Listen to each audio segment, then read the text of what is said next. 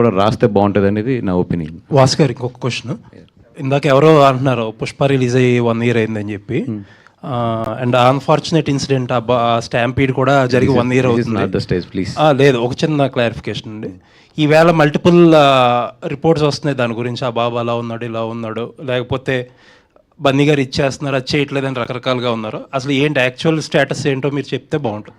అంటే అండి, మధ్యలో పెద్ద మనుషులు ఉన్నారు.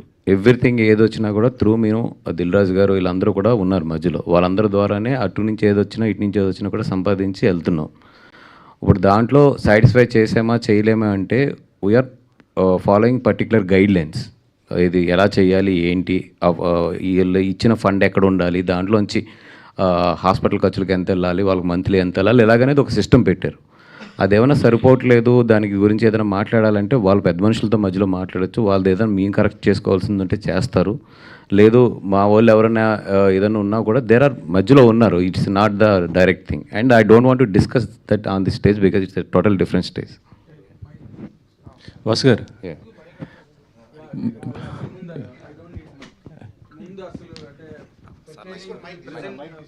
to the present occasion, మిమ్మల్ని ఇద్దరిని దామోదర్ ప్రసాద్ గారు such veteran person in the industry, it's such a great legacy. ఆయనే మిమ్మల్ని మెచ్చుకునే అంత ఒక గొప్ప ప్లాట్ఫామ్ మీరు క్రియేట్ చేసినందుకు, రాజు వెట్స్ రాంబాయ్ లాంటి ఒక బ్రహ్మాండమైన ఫిల్మ్ ఆడియన్స్కి ఇచ్చినందుకు, first of all as a media person I'm really congratulating both of you అండి for the taste you are displaying for the small film. Fantastic really.